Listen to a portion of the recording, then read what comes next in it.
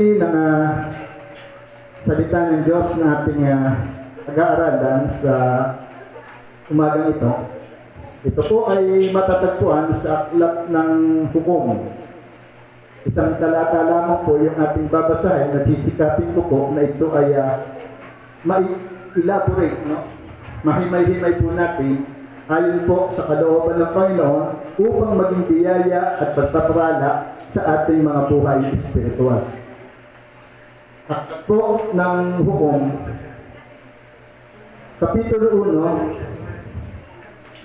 1, ang talata ay 7. Tagalog po, ano? Tagalog. Hukom 1:7. Sinabi ni Adonibiset, 70 hari na ang naputulan ko ng hinlalaki ng paatkamay at pinamulot ng mumo sa ilalim ng aking dulang.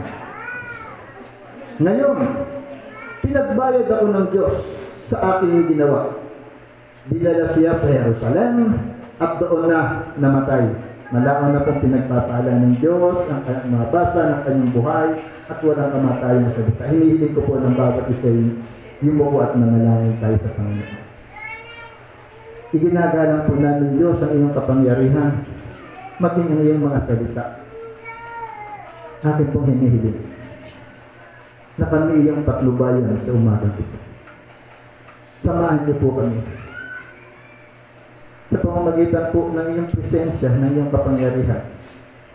Mangusap ka sa aming mga puso. Katakuin mo kami sa pagtitipong ito aming Diyos. Ito po yung kinitilala natin hari. Galakin mo kami. Sa ngalan ng Panginoon Yesus. Amen. Ang tema po o yung topic na ating pag-aaralan sa umagang ito ay binigyan ko po ng pamagat na pagtatanim at pag-aani. Ulitin ko po. Pagtatanim at pag-aani. Kung kayo po ay may kakilalang magsasaka o kayo'y magsasaka o ang magulang niyo magsasaka, sa palagay niyo po, ano po yung dahilan bakit sila nawiwili na magtanim ng magtanim habang sila ay nabubuhay? Bakit sila nawiwiling maghasin? May maaani. Alam nila na kapag sila'y naghasik, meron silang aanihin at dahil doon, punong-puno ng kagalakan ang kanilang mga puso kapag dumarating na yung pong panahon ng pag-aani. At alam niyo po, yung iba, ang ginagawa po, dahil alam nila na pagka sila'y naghahasik, pagka sila'y nagtatanim, aani, yung ibang mga magsasaka, bumibili pa ng mga tinatawag na hybrid na mga binhi, di ba? Bumibili sila. Upang sa ganun, lalong maging kapakipakinabang yung panahon ng kanilang paghahasik. Para pagdating ng panahon ng pag-aani, alam nila, marami silang aanihin. At ito po yung pinaka maganda. No? Ito po yung hindi nababago. May panahon ng paghahasik, may panahon ng pag-aani.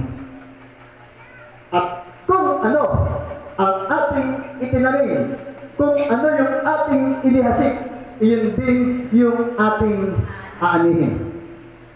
Si Brother Jervin, kapag kasi ay nagtanim ng palay, hindi siya aani ng santol. Ano, Brother Jervin? Yan. Si Brother Larry, kapag kasi nagtanim ng ampalaya, hindi siya aani ng palay. Diba? Yung pong bagay na yun, kung ano yung isinuksok mo, kumbaga sa alkansya, naglagay ka ng barya, puro barya, ang isinusuksok mo, ang inihulog mo doon sa barya, hindi mangyayari na pag biniyak mo yung alkansyang yan, puro papel ang kukunin mo. Kung barya ang iyong isinuksok, barya ang iyong madudumot. Ganun din po sa ating pinag-aaralan niya. May panahon ng pag-aani, may panahon ng pag-asik, may panahon ng pag-aani, at kung ano ang iyong itinanim, iyon din yung iyong aanihin. Ito pong talatang ating binasa ay tunay pong pangyayari sa buhay ng isang haring naging panalo. Ano po yung ibig sabihin ng palalo? Yung naging mayabang. No? Marahil po sa panahon ng kanyang kalakasan, sa panahon ng kanyang pagiging hari, makapangyarihan yung kanyang kaharian, marami po siyang mga haring tinalo. At yung po kanyang ginagawa, tingnan po ninyo ha, kapag siya ay nagtagumpay sa isang kaharian, yung pong hari ay kanyang pinarurusahan. Anong parusa yung ginagawa? Pinuputulan po niya ng daliri sa yung hindalaki. No? Itong mga hindalaki, yung daliri sa kamay, pagkatapos po yung daliri na hindalaki sa kanilang mga paa. At alam po ninyo, sa kalupitan po ng hari ito, ang kanya pong ginagawa po niya talagang kawawa. Yung pong mga hari, pinarurusahan niya talaga, pinamumulot niya ng mga mumo, doon na yung nahuhulog sa kanyang dulang. Ibig sabihin, doon sa ilalim ng kanyang lamesa. Baka na ang ginagawa niya, sadya nga niyan, nilalagyan ng mga mumo yun eh. Para utusan itong mga hari ito na pulutin yung mga mumo. Napakahirap na, di po ba? O paano pupulutin yung mumo yan? Hindi naman tayo buti kung marunong sila sa chopsticks. Diba, yung mga inchig, ano? O yung chopstick, magagaling ganyan. Paano pang makakaya? Wala namang mga hilalaki. Di kawawa. Pero ito, tingnan po ninyo, ha? Nung siya po ay sagupay ng bayan ng Diyos, ng bansang Israel, siya po ay natalo. Siya ay nabihat. Tingnan po ninyo. Pakmasdan yung mabuti. Pakinggan po ninyong mabuti. Base po dito sa ating pinag-aaralan, yung pong panahon ng pagtatanim, may panahon ng pag-aani, at kung ano yung iyong itinanim, iyon din yung inyong aanihin. Tingnan po ninyo. Yung pong ginagawa niyang parusa doon sa mga haring kanyang nabibihan, 70 hari. Nung pong siya'y matalo ng bansang Israel, pinutulan din po siya ng daliri sa kanyang kamay yung pong hinlalaki. At gayon din sa kanyang paa. Kaya po dito sa talatang ating binasa, ang sabi po, yung pong pagsisisi ni Adoni-Bezek. Sabi niya, balik ako, pababasahin ko po ulit para po maintindihan natin mabuti. 70 hari na ang naputulan ito ng hinlalaki ng patamay at pinamulot ng mga mumo sa ilalim ng aking dulang. Ngayon, pinagbayad ako ng Diyos sa aking ginawa. Tingnan po ninyo. Yung pong kanyang kasamaang ginagawa, inani din po nila. Yung kanyang inihatid, inani po niya. Pinagbayad po siya ng Diyos sa kanyang mga ginawa. Doon po sa aklat ng Hope, meron pong magandang sinabi si Hope dito eh. Doon sa kanyang mga panahon ng kanyang pagdadalamhati habang nararanasan po niya yung sakit ng mga sugat na dumating sa kanya, mga bukol, hindi malaman kung anong klaseng sugat ang dumating kay Hope. Pero meron po tayong makikitang magandang sinabi ni Hope nung panahon niya. Ganito ang kanya sabi, yaong pong gumagawa ng kalikuan at naghahasik ng kasamaan ang aani ng kasawian. Kanya pa po ba kayo? Saka po nakakita kayo ng medyo kapatid na inaantok, kaya nila po siyang nakatulog. No? Para po mag-bless siya sa atin. Saka po yan ginising natin, baka po magtampo yan. Kaya po kung may natutulog, hayaan nila kung po silang matulog. Hayaan nila. Kung baga po sa dito siya nabibless dito siya napagtatala. Baka doon sa bahay, pag nasa bahay siya, hindi siya makatulog dahil butak yung kanyang asawa. No? Dito, nakakatulog ako. Dahil wala akong asawa. Mag-iingay sa akin dito. Kaya po pabayaan nila mga kapatid. Ano? Hindi rin pa lamang po yun. Sana naman po huwag niyo akong iiwanan. Tutuloy pa po ba ako? Tutuloy po ako doon sa labas. Okay, yan. Salamat, nagkakaintindihan tayo. Sabi po ni Job, yung gumagawa ng kalikuan at naghahasik ng kasamaan ang aani ng kasawian. No? Ito po ay katotohanan. Doon po sa ating mga nabasang salita, totoo po ito. Wala pong makatatakas sa prinsipyo kung ano ang iyong itinanim, iyon din ang iyong aanihin. Ngayon po, ganito. Sa paggawa po natin, no, ng mabuti, sa paghahasik po natin ng mabuti, ang aklat po ng Galacia ay nagbigay po siya ng paalaala doon po sa Galatians chapter 6 verse 7 to 9, no? Na yun daw pong paggawa natin ng mabuti, yung pagtatanim, yung paghasik ng mabuti, ang sabi ng salita ng Diyos, huwag po tayong magsasawa. Ito po, yung pong pagtatanim ng mabuti, huwag po nating pagsawaan. Para kung sinasabi ni Apostol Pablo ganito, magpatuloy kayong gumawa ng mabuti. Sige, gumawa kayo ng gumawa ng mabuti, gumawa ng mabuti. Walang problema, walang masama kapag ikay gumagawa ng mabuti. Ang katakutan natin, yung tayo gumagawa ng kasamaan. Bakit? Kapag po tayo gumagawa ng mabuti, alam po ninyo, hindi lamang ang Diyos ang natutuwa, kung hindi maging yung mga tao, maging yung mga kapwa natin tao sa ating paligid, natutuwa sa atin. Para kung sinabi ni Apostol Pablo ganito, kapag kasi kayo gumagawa ng mabuti, hindi nagsasawang gumagawa ng mabuti, nakakalimutan niyong gumawa ng masama. Dito ba? Hello? Totoo po yun eh. Isipin niyo po ito. Kapag po tayo gumagawa ng mabuti, hindi po tayo lumilikha ng kasamaan sa ating kapwa. Hindi po natin nagagawa i-chismis yung ating kapwa. Alam niyo po, mayroong mga tao na masyadong concern sa kanilang kapwa. Alam niyo ibig sabihin ng concern? Yung masyadong pakialamero sa kanilang kapwa. Walang ginagawa, walang isinasa-isip kundi bantayan yung buhay ng kanyang kapwa. Araw-araw. Dahil chismosa eh. Chismosa.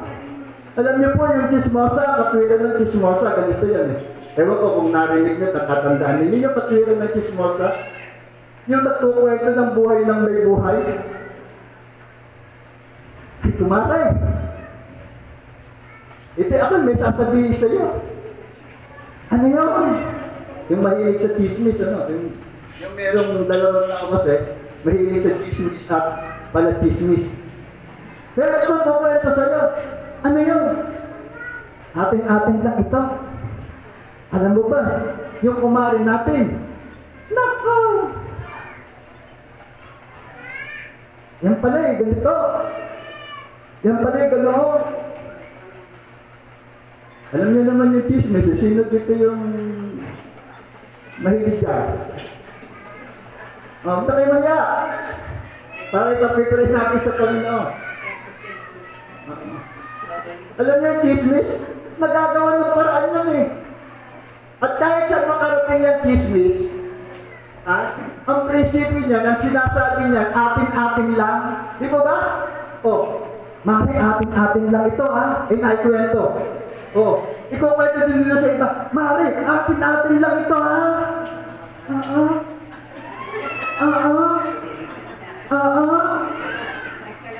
kumakalat nga.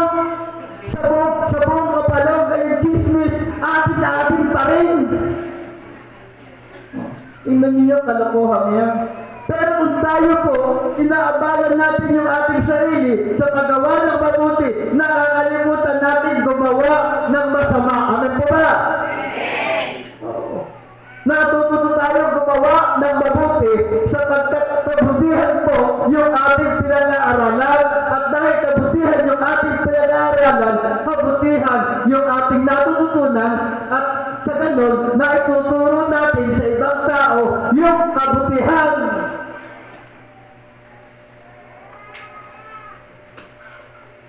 Ganda po yung sabi ng Apostol Pablo na yun. Hindi niya madadaya ang Diyos. Sabi ng Apostol Pablo.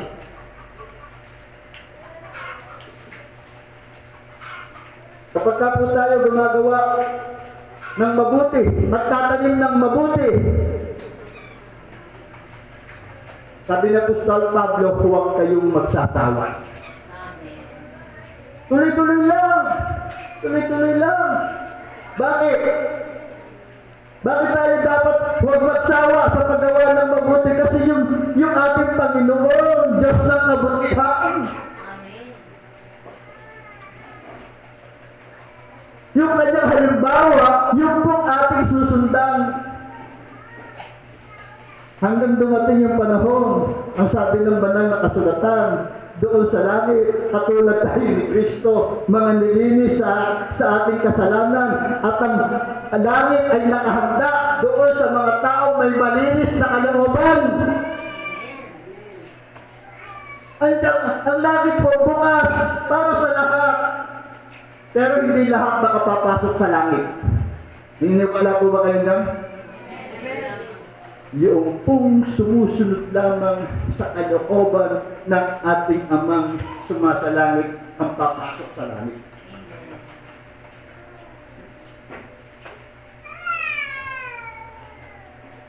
Ano po yung wala nating natutunan dito sa ating pinag-aaralan? Gumawa ng mabuti, magtanim ng mabuti, huwag magsasawang gumawa ng mabuti. Huwag magsasawa.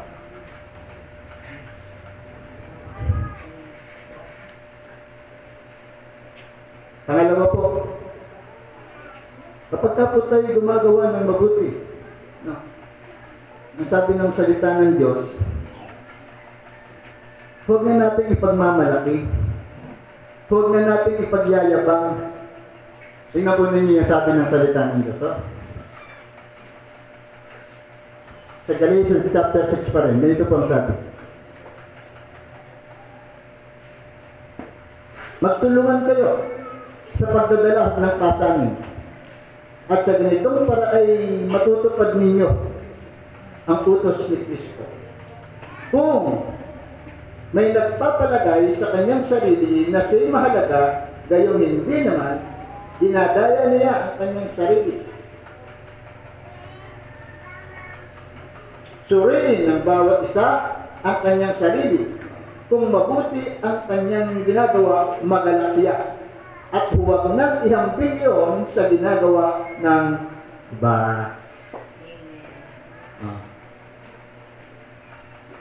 Uy,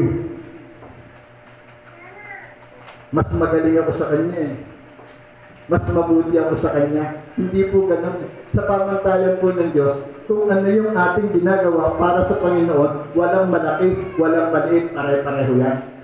Pare-pareho po tayo naglilingkod sa Diyos, pare-pareho tayo nagsisilbi sa Panginoon. Kaya po yung ating buhay, kinakailangan lagi nang nakahandog, lagi nang nakaalay sa Panginoon. Si Kristo yung ating buhay. Walang pagalingan sa Panginoon. Kapag po tayo gumagawa ng mabuti, ang sabi po ng salita ng Diyos, tayo po ay magkaroon ng kagalakan. Kapag po tayo nagkakaroon ng pagkakataon magtanim ng mabuti, nangyayari po, nagkakaroon ng malasakitan, nawawala yung pagiging makasarili. Hello? At ito po maganda. Kapag po tayo ay gumagawa ng mabuti sa ating kapatid, sa ating kapwa, hindi man siya mananampalataya, gumagawa tayo ng mabuti, nagniningning ang ating buhay, nagagalak ang Panginoon. Dapat po wala tayong hinihintay na kapalit. No? Wala po tayong hinihintay na kapalit. Hindi po tayo katulad ng mga taong magagaling. Malapit na kung dumating yan, yung mga taong magagaling. No? Alam niyo po, sa eleksyon, marami darating magagaling. Oh. Makakarinig na po kayo dyan ng mga taong maka-Diyos. Dadami po maka-Diyos. Di ba? Dadami mga taong makatao at maka-Diyos. Pero pagkatapos po ng eleksyon, para pong damit yan parang uniforme yan. Yung kanilang mga kategorya na maka-Diyos, makatao, huhubarin na yan. Patay na tayo dyan. Unti-unti na kayo dyan. Kagabi po, ako'y natutuwa. Doon po sa meeting namin kahagabi. Natuwa po ako. Dahil tayo po nananalangin sa Diyos, nabigyan tayo ng Panginoon ng isang mamumuno sa ating bayan na talagang meron po siyang totoong takot sa Diyos. Meron po siyang karunungan mula sa Diyos. Ang kanyang puso ay puno ng salita ng Diyos. At pinakita na po sa amin ng Panginoon kung sino yung tao niya. Kaya po, panalangin natin na yung ganitong mga uri ng tao ilagay ng Diyos na mamumuno sa ating gobyerno. Panalangin po natin sa Panginoon. Nakita po namin, nakita ko po. Ako po yung tuwan-tuwa. Nanonood po ako ng meeting namin niya kahapon. Sapagkat marami pong mga tao gagawa ng mabuti upang sa gayon, pagdating ng panahon, mapaboran yung kanilang mga sarili. Sa panahon natin, akala natin, tayo ang lamang. No, kapag yung ganong uri ng espiritu, ganong uri ng pagkatao yung mga tao yung nakasalamuhan natin, yung mga saking. Baka dapa na nga ang kapwa, sinisipa ka, sinisikarat na. Pero ang gusto po ng Panginoon, yung kung tayo ay gumagawa ng mabuti, kahit wala po tayong hinihintay na kapalit. Bakit po? Ang sabi po ng Panginoon ay ganito. Kapag po tayo gumagawa, hindi ito ipinagmamalaki, hindi ito ipinagyayabang, hindi tayo naghihintay ng kapalit. Bakit? Ang sabi ng Panginoong Yesus ay ganito. Tingnan po ninyo ito. Gusto ko po kasi kayong talagang maakay tayo ng Panginoon doon sa buhay na punong-puno ng paghasik ng mabuti sa ating kapwa. Tingnan po ninyo mabuti ito. Kung yung pong isang tao na ginawa natin ng mabuti, hindi po siya makaganti sa atin, sino ang gaganti? Sino ang gaganti? Ang Panginoon. Ang Panginoon. Ang sabi ng Panginoong Yesus pagdating ng panahon yung mga taong matuwid, magugulat. Sasabihin ng Panginoon, pumasok kayo sa kahariang inihanda ng aking Ama para sa inyo bago pa itayo ang pundasyon ng daigdig na ito. Pumasok kayo sa kaharian ng langit. Pumasok kayo sa kaharian ng aking Ama. Mga pinagpala. Bakit? Sabi ng Panginoong Yesus, ako ay nawalan ng David, di ako'y binihisan ninyo. Ako'y nagutom, ako'y pinakain ninyo. Ako'y napinagbo, dinalaw niyo ako, sasabihin ng mga banal. Kaya namin kayo, Panginoon, nakitang nakabilanggo. Kaya namin kayo nakitang walang amit. Kaya namin kayo nakitang walang pagkain at kayo aming binigyan. Ang sabi ng Panginoon Jesucristo ganito, ang ginawa ninyo sa maliit na ito'y sa akin niyo ginawa.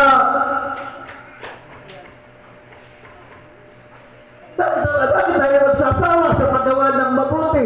Kung yun ang pinong mga tayo walang sawang gumawa ng masama, wala namang kwenta yung kanilang kainatnan. Kasi pa kaya yung bahadak ng Diyos na sadyang iatataas ng Panginoon kapag po tayo nagtatanig ng mabuti at tayo gumagawa ng mabuti sa harapan ng Diyos at sa harapan ng ating kapwa. Pag po tayo magsasawa hanggang bumalik ang Panginoon. Dahil darating at darating naman po yung pagkakataon, yung pong ating itinanim, darating ang pagkakataon, tayo ay magsisipag-ani. Ito po yung pinakamaganda kapag nag-aani na. Hallelujah, hallelujah. Napakasarap po yung nag-aani, di po ba? Sino magbibigay ng ani? Ang Diyos. Sa lahat ng pagkakataon, sa lahat ng area ng ating buhay, ang Panginoon. Hindi po siya natutulong. Hindi siya nagpapabaya sa buhay ng kanyang mga anak. Tandaan po natin yan. Kung ako po'y pinabayaan ng Diyos, kung kami pinabayaan ng Diyos, hindi na kami maglilingkod sa Panginoon. Kung yung pong mga apostol, kung yung pong mga laon ng propeta ay pinabayaan ng Diyos, wala tayo ngayon. Pero dahil po sa kabutihan ng Diyos, yung Jesucristo, yung Diyos ng Biblia, na hindi nagbabago kahapon ngayon at magpakailan na yung nararanasan ng kapangyarihan, magpahanggang ngayon, mararanasan pa rin po natin yan.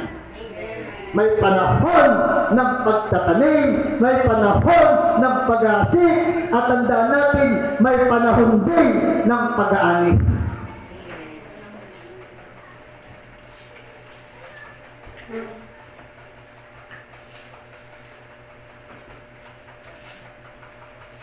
Pangatlo po na biyaya ng ating pinag-aaralan ito. Haba na ba oras po? Naiinip na ba kayo? Sige lang ako kung naiinip na kayo. Titigil na po ako rito. Kalating oras na. Okay, sige. Hingi pa ako ng mga 10 minuto. Pwede po ba? Pwede po ba? Ngayon po, kung kayo ay nakasimangat, ibig sabihin yan, titigil na ako. Pero kung kayo mga nakangiti, hindi tutuloy po ako. No?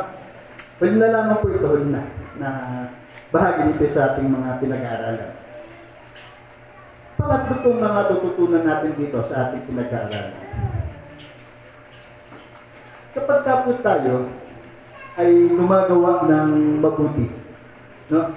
Naghahasik ng mabuti, alam niyo po ba, yung ating sarili ay unti-unting nadidisiplina. No? Unti-unti pong nasusupil, nakukontrol natin ito. Paliliwanag ko po sa inyo. Hindi po ba nang wala tayong kaugnayan sa Diyos, nang wala tayong relasyon sa Diyos, ano yung gustong-gusto natin gawin? O makasanlibot ng buhay. Di po ba? Walang pumipigil eh. Hindi natin iniisip kung ano yung... Ang buhay natin nun talagang nasabihin ko, miserable. Miserable pagka wala tayo kay Kristo. Pero alam po ninyo, dahil tayo nasa Panginoon, nabubuhay tayo sa paggawa ng mabuti, hindi natin pinababayaan na yung kasamaan ay umiral. Ang ginagawa po natin ngayon, sinusupil na natin. Yung pong buhay na masama, yung buhay na walang kwenta, ayaw na natin maranasan pa. Alin po ba yung magandang buhay? Yung ngayon o noon? Dyan sa labas. Alin po yung magandang buhay? Alin po yung gugustuhin yung buhay? Yung ngayon, di po ba? Yung buhay natin noon, talagang walang kwenta, walang kasilbi-silbi yan eh. Oo, walang kasilbi-silbi yung buhay natin, walang kakwenta-kwenta. At ang nagtanong sa atin, nagtanong sa atin na ano gusto niyo? Ha? Sige, nata! Pero ngayon po, dahil gusto nating maghasit ng mabuti, minsan nakakarinig man po tayo ng masama, masakit ang ating ginagawa, Panginoon. Bahala na po tayo sa Kanya. Mahal niyo po siya eh. Iparanas niyo po, Panginoon, yung pagmamahal niyo sa Kanya. Ganyan po yung prinsipyo natin ngayon. Ganyan po yung isipan natin. Kaya po, nakokontrol yung ating buhay na masama. Yung pong tinatawag na nagkakaroon ng conversation. Na-convert na tayo. Ano po yung ibig sabihin ng na-convert? Dati tayo namumuhay sa kasamaan, ngayon ayaw na natin sa kasamaan. Dati namumuhay tayo, lumalakad tayo sa kadiliman, lumalakad tayo sa kasalanan, lumalakad tayo sa kadiliman, pero nang makilala po natin ang ating Panginoon sa Kristo bilang Panginoon, tagapagligtas ng ating buhay, siya yung ating Diyos, tumalikod po tayo sa kasalanan. Dati po, nung tayo nabubuhay sa kasalanan, nakaharap tayo sa kasalanan, nakatalikod tayo sa Diyos, di po ba? Ngayon, nung si Yesu Cristo na po'y naghahari sa ating buhay, eto na siya. Eto na siya. Siya na yung center ng ating buhay. Nakatalikod tayo kanino? Sa kasalanan. Lumalakad tayo sa ilaw, lumalakad tayo sa liwanag. At ito po maganda. Kapag po tayo nagtatanim, naghahasik ng mabuti araw-araw. Hallelujah, sabi ng salita ng Diyos. Binabago mo ako araw-araw, binabago tayo ng Diyos araw-araw hanggang dumating doon sa Kanya kaluwalhatian.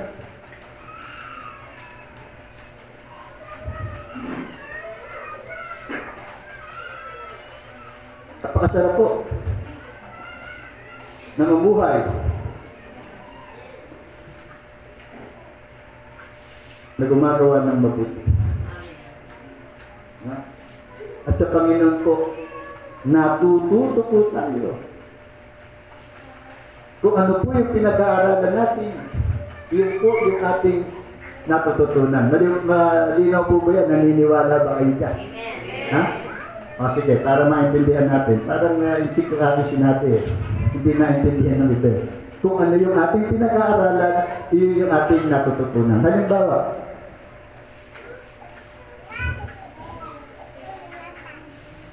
nag-aral ako ng automotive. Si Licia, nag-aral siya ng edukasyon. Ano kanyang matututunan? Edukasyon ang pinag-aralan mo, di pagtuturo. Hindi pagtatanim. Nag-aral ako ng automotive. Ang ating gagawin, ako ay magmimekaniko. Brother Eli? Hindi ako magmananahi. Dahil ang ating pinag-aralan, ating natutunan ay pagmimekaniko. Pag-ayos ng sasakyan. Hindi ako magiging expert sa pagluluto dahil ang aking natutunan ay pagmimekaniko. Ganun din si Licia. Nakuha po ninyo. Kung ano po yung ating pinag-aaralan, yun yung ating natutunan. Kung yung pong ating pinag-aaralan kabutihan, iyon yung ating inihasik, iyon yung ating itinatanim, at pagdating ng panahon, mag-aanit tayo, marami pong makikinabang sa anin yan. At tandaan po natin, mga minamahal, lagi pong may panahon, ulitin ko, ng pag-aanit. Nais kong magtapos sa isang magandang kwento ito. Naalala ko yung banding mo yan, kay Ate saka ni Ate Judy. Haba ng panahon, ilang taon yun, kayo hindi nagkita, Ate Lely. Ate Judy, ilang taon po kayo hindi nagkita? 30 taon, magkaibigan kayo. Noon ko lang kayo nagkita. Oh, nakita ko sila ng linggo lang, naghahanap lang ng gawain si Ate Judy. Isipin po niyo, pinag-iyak ng Panginoon, dito sila magkita. Oh, nagsasama-sama lang sila nun. Eh dati, magka-eskwela pa sila nun eh.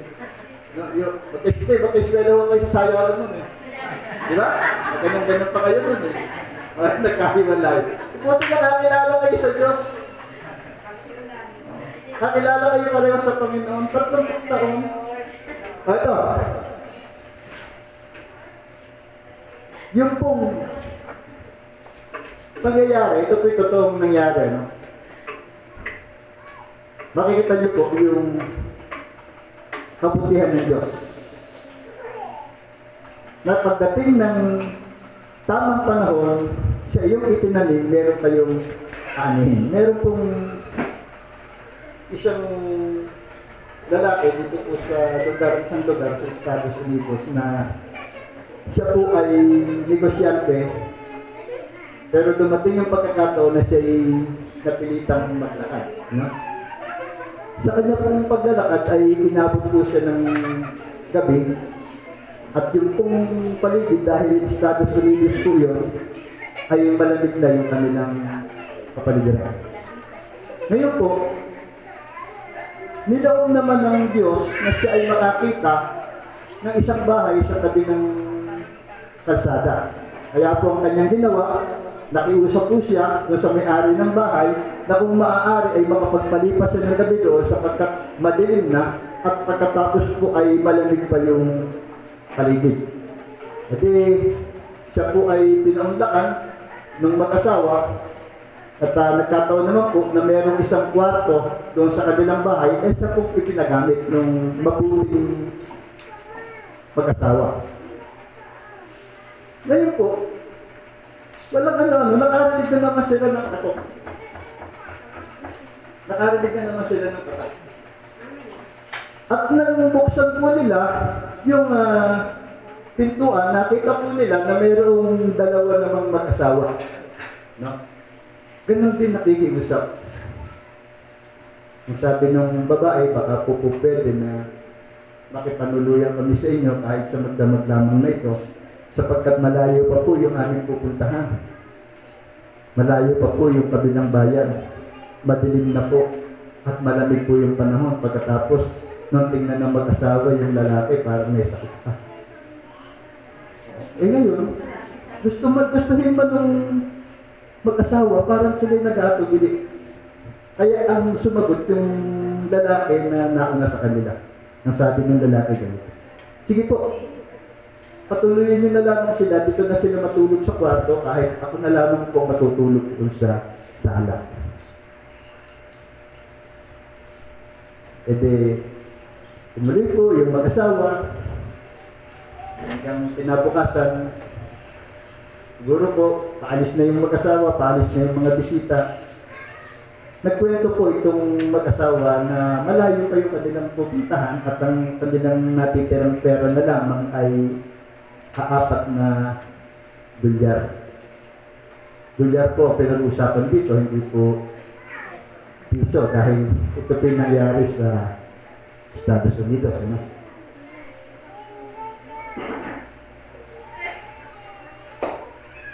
Ngayon po, ang ginawa ng mag-asawa, bago po umalis yung mga bisita, may natitira po silang pera na 100 dolyar. Ang ginawa po ng mag-asawa, ibinigay po ito doon sa mag-asawa at ang sabi ganito, gamitin niyo ito, makakatulong ito sa inyong pupuntahan, malayo pa yung inyong pupuntahan. Huwag niyo isiping mabayaran kaya. Bigay namin sa inyo. Kung nangyari, nagkahiwa-hiwalay niyo sila. Lumipas ang 20 taon, Ate Eleni, Ate Judy, 20 taon. Mahabang panahon. Ano ba itong lalaki na naunang naging bisita ng mag-asawa ay pupunta doon sa lugar na yun, malapit lang, doon sa bahay na kanilang kanyang tinulian.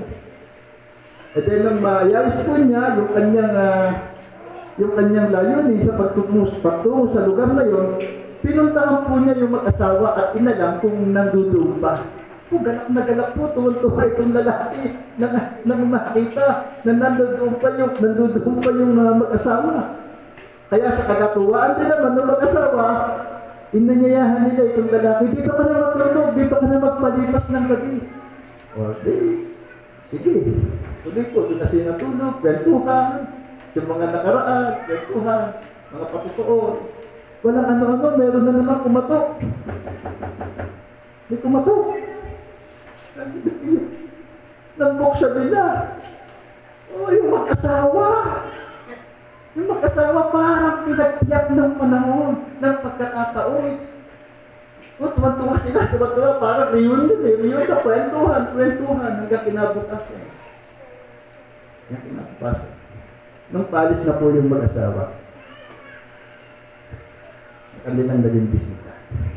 Tingnan po ninyo, ito po yung panahon ng pag-aanit doon sa kanilang itinanim. Ito po ang maganda. Yung pong mag-asawa na may-ari ng bahay, inaabutan ng sobre. Ang laman po ng sobre ay pera, dolyar. Ang sabi po ng mag-asawa, tanggapin niyo ito. Ito ay hindi kabayaran sa ginawa niyo sa amin sapagkat ang kabutihan ay hindi kayang bayaran. Alam niyo ba?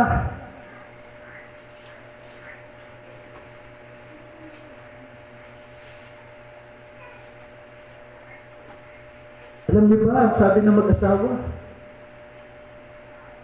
yung ginawa niyo pagtulong sa amin, napakalaking bagay, napakalaki ng ginawa. Hindi namin makakalimutan yung kabutihan ginawa niyo sa amin nung mga panahon kami nananailangan. Binigyan mo kami ng $100 ngayon, papalitan ko yan ng bawat $100, $100 naman ang magiging katumbas.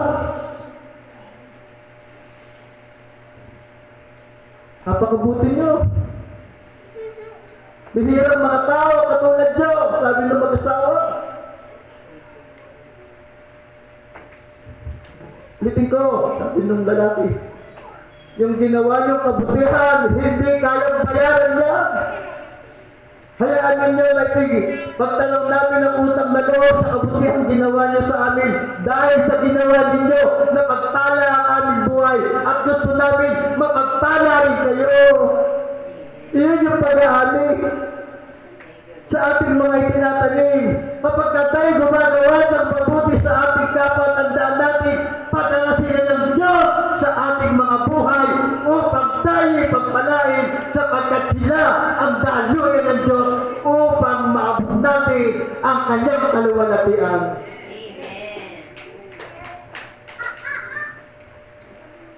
Bakit tayo magsasama sa pagkakan ng mabuti? Ang Diyos po, kailan may hindi nagpapabaya.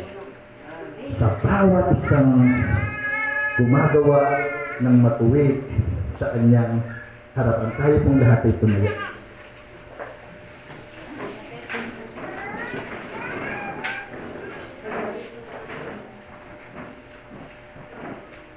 Pagpala po ba kayo, mga minamahal ng Panginoon? Sige po. Kausapin natin ang Diyos. Hilingin po natin sa Kanya sa oras na ito. Na yung pong ating puso ay lagi na pong handang gumawa ng mabuti. Hilingin po natin sa Diyos na tayo tulungan niya na lagi na pong maghasik ng mabuti upang ang pagdating ng takdang panahon, umani tayo ng mabuti. Mga minamahal, nais ng Diyos na ang ating buhay ay maging kapaki-pakinabang. Hallelujah. Sige, kausapin natin ng Panginoon. Silingin natin sa Kanya, tulungan niya tayo. Huwag po kayong mahiya. Sige.